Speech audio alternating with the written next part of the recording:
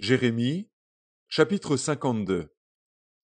Sédécias avait 21 ans lorsqu'il devint roi, et il régna 11 ans à Jérusalem.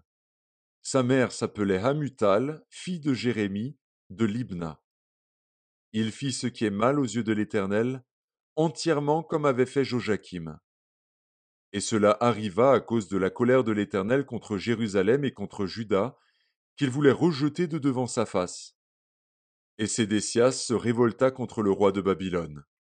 La 9e année du règne de Sédécias, le 10e jour du 10e mois, Nebuchadnezzar, roi de Babylone, vint avec toute son armée contre Jérusalem. Ils campèrent devant elle et élevèrent des retranchements tout autour. La ville fut assiégée jusqu'à la 11e année du roi Sédécias. Le 9e jour du 4e mois, la famine était forte dans la ville, et il n'y avait pas de pain pour le peuple du pays. Alors la brèche fut faite à la ville, et tous les gens de guerre s'enfuirent et sortirent de la ville pendant la nuit par le chemin de la porte entre les deux murs près du jardin du roi, tandis que les Chaldéens environnaient la ville. Les fuyards prirent le chemin de la plaine. Mais l'armée des Chaldéens poursuivit le roi, et ils atteignirent Sédécias dans les plaines de Jéricho. Et toute son armée se dispersa loin de lui. Ils saisirent le roi, et le firent monter vers le roi de Babylone à Ribla, dans le pays de Hamath. Et il prononça contre lui une sentence. Le roi de Babylone fit égorger les fils de Sédécias en sa présence. Il fit aussi égorger tous les chefs de Juda à Ribla. Puis il fit crever les yeux de Sédécias, et le fit lier avec des chaînes d'airain. Le roi de Babylone l'emmena à Babylone, et il le tint en prison jusqu'au jour de sa mort. Le 10e jour du 5e mois, c'était la 19e année du règne de Nebuchadnezzar, roi de Babylone, Nebuzaradan, chef des gardes, au service du roi de Babylone, vint à Jérusalem. Il brûla la maison de l'Éternel, la maison du roi, et toutes les maisons de Jérusalem.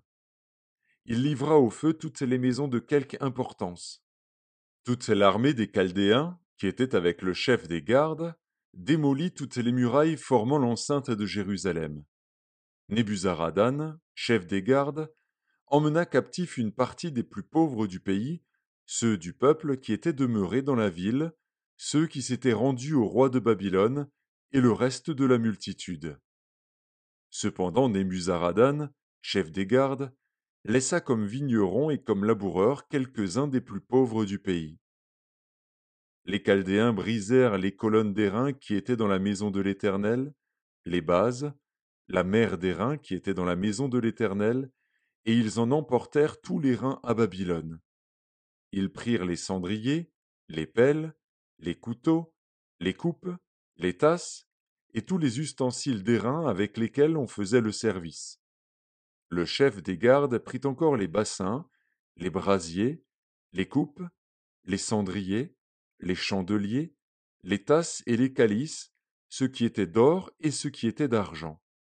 Les 2 colonnes, la mer, et les 12 bœufs d'airain qui servaient de base, et que le roi Salomon avait fait pour la maison de l'Éternel, tous ces ustensiles d'airain avaient un poids inconnu. La hauteur de l'une des colonnes était de 18 coudées, et un cordon de 12 coudées l'entourait. Elle était creuse, et son épaisseur avait 4 doigts. Il y avait au-dessus un chapiteau d'airain, et la hauteur d'un chapiteau était de 5 coudées. Autour du chapiteau il y avait un treillis et des grenades, le tout d'airain. Il en était de même pour la seconde colonne avec des grenades. Il y avait 96 grenades de chaque côté, et toutes les grenades autour du treillis étaient au nombre de 100.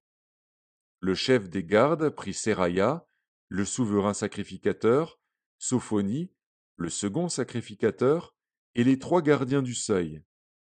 Et dans la ville, il prit un eunuque qui avait sous son commandement les gens de guerre, 7 hommes qui faisaient partie des conseillers du roi et qui furent trouvés dans la ville, le secrétaire du chef de l'armée qui était chargé d'enrôler le peuple du pays, et 60 hommes du peuple du pays qui se trouvèrent dans la ville. Nebuzaradan, chef des gardes, les prit et les conduisit vers le roi de Babylone à Ribla. Le roi de Babylone les frappa et les fit mourir à Ribla, dans le pays de Hamath.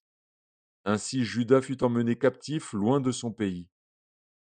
Voici le peuple que Nebuchadnezzar emmena en captivité, la 7e année, 3023 Juifs. La 18e année de Nebuchadnezzar, il emmena de Jérusalem 832 personnes. La 23e année de Nebuchadnezzar, Nebuzaradan, chef des gardes, emmena 745 Juifs, en tout 4600 personnes. La 37e année de la captivité de Joachim, roi de Juda, le 25e jour du 12e mois, Évil-Mérodach, roi de Babylone, dans la première année de son règne, releva la tête de Joachim, roi de Juda, et le fit sortir de prison. Il lui parla avec bonté, et il mit son trône au-dessus du trône des rois qui étaient avec lui à Babylone. Il lui fit changer ses vêtements de prison, et Joachim mangea toujours à sa table tout le temps de sa vie. Le roi de Babylone pourvut constamment à son entretien journalier jusqu'au jour de sa mort, tout le temps de sa vie.